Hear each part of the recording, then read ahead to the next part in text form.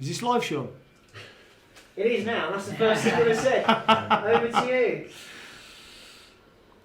Dean, first up then, listening to you again at the weekend, you hate pre-season, so you're glad it's over. What is it about pre-season that the players, managers just have to endure rather than enjoy? There's nothing on the games, and every player will tell you they want to play with something on the games. And pre-season, it's about just getting through the games and getting the minutes under the belt, so you're ready for the first game of the season. And even then, you're still getting used to it, and it probably takes 4 to 5 games till they get up to full steam, to be honest. But you try and get as much work into them as you can to make sure they come through the end of it. And it's hard work. It's hard work for the players. It's hard work for the staff, because you have to put a lot of time and commitment into it. But you're hoping at the end of it that you're relatively injury free, and you've come through it, with a lot of fitness on the other side of it. How ready are you? Yeah, I feel we're ready. Today's session, I said to the players, was really good. It was really pleasing. They gave me real selection posers. I've got an idea of the team in my head already. But some of the performances today give me proper posers. And I said, which is better than Saturday? I said, because I could have just picked everybody who didn't play against Millwall. But it was good, and I'm pleased with the week's training after Millwall. The lads have knuckled down, got their heads down, and it's just been a bit brighter, I think, with that first game and everybody trying to get that first shirt. I mean, it was a pre-season game, but sometimes getting a bad performance it's just a wake-up call, isn't it? Ahead of the season. It does, because it gives me the chance to read up them as well, and they don't see that very often. So we just gave them a reminder, and as I say, the training week has been really good, and I've been really pleased with it. As far as your group that you've got set here, there's work still being done, looking at new faces coming in. There's still a few weeks in order to do that. There is, and we're still looking, certainly in wide areas, as we've spoken about before. That's where we feel that we need to strengthen most. We've not got natural players that play out there, but we've got players that can, who are clever footballers. And it's not been for the want of trying. Been knocked back on a few, but we'll keep plugging away, and there'll be players to come in, that's for sure.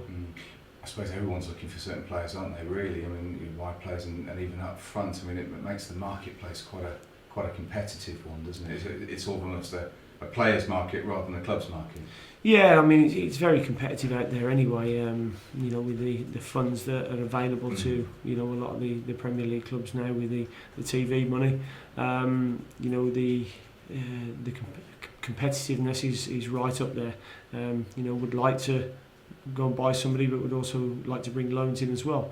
And the trouble is, with the Euros being this year and finishing later on, then a lot of the Premier League clubs will have their players who were involved in the Euros still out on holidays, and using a lot of their younger players who may not get featured during the season.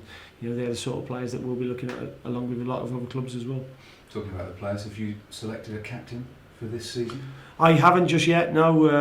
Waiting for that first game so I can pick the first team and then tell them who's going to be the captain for that game, and going forward, really. That's how I like to do it. We've Jake Bidwell was made captain before I came here, and carried the armband really well. There's some natural leaders in the dressing room, but I said the other night, for me, I want somebody who's going to be pushing for the starting place every week. Is going to be consistent and show the right attributes. Talking of captaincy, Lasse Viber's been named the Danish captain for the Olympics, isn't it? It's nice. It is very nice. He's probably the oldest player out there as well. But no, it's great. It's a great accolade for him, because he's a really good lad, and we'll miss him for the week or two that he's away. He could have come at a better time, but it wasn't to be, and we wish him well. But I hope he's back speedily. Now, Huddersfield last season was a team that Brentford enjoyed playing against. Almost got into double figures of goals against them. As a challenge for the opening game of the season, how do you assess the Terriers? It's going to be tough, because I've watched them over pre-season. David, like myself, has had his first pre-season with the players to get some really good work into them, and they look a fit group. They've invested well, brought new players in, they recruited well. So it'll be a different team from the team that we played at the end of last season. And I think we will be in terms of how we approach games as well, in terms of the work we've done during pre-season. What difference is there with a coaching system where you've got a pre-season? Because when you come in during the campaign, there's only so much you can do. You've got no real time to get on the training ground and have consistent work in there. What are you able to do in this period when you are in a pre-season period that you can't do if you take over a club during the campaign? Well, during the campaign when you come in, and I've found the Championship is very much Saturday, Tuesday, international break. Saturday, Tuesday, international break, and it seems there's a lot of congested fixtures.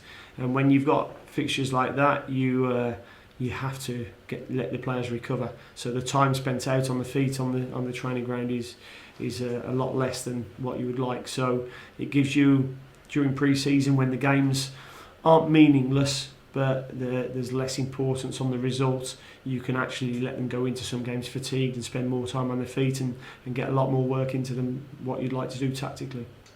What are your aims then for the season? It looks a very competitive league yet again, doesn't it? If not more so. Oh yeah, it's going to be a really tough league. I think every week, every game that you go into is going to be really competitive. The teams that have come down, we all know the strengths, and I can see the players that are going left, right, and centre into these teams at astronomical amounts that we can only dream of. So you got Villa, Newcastle, and Norwich.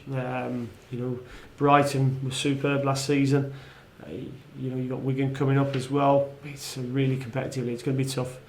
Our aims are to finish as high as we can, and right from the outset, it has to finish top because we're level with everyone, and we want to take the momentum from the end of last season into this season, and hopefully that can lead us towards the top six.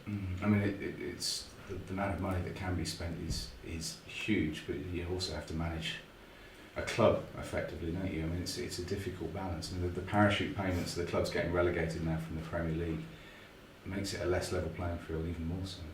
Yeah, it does, and at the moment, I think everybody knows as a club it's not making a profit, and that's something that I think only promotion will do for us, and we're thankful to Matthew with his investments. But we feel we can compete. You don't have to have the finances to compete. We feel there's different ways that you can do it. Our recruitment in the players that we bring, the three players we brought in early in the window in Romain, Daniel Bentley and John Egan. The three of them have got 200 games under the belts already, albeit in League One level. But we believe they can develop and get better and better, and if they do so, they become £8-10 million signings for us. And finally, for me, has Ian Holloway done your team talk for you? I think he probably has. Yeah, I mean, he's a pundit, and he's come up with what he believes will be the Championship table, but only time will tell. It certainly has riled up our supporters, and I'm sure the players have looked at it as well. And I've always said my drive is to prove people wrong, and now the players can do that for me. Thank you. Brilliant. Hold fire, Tom.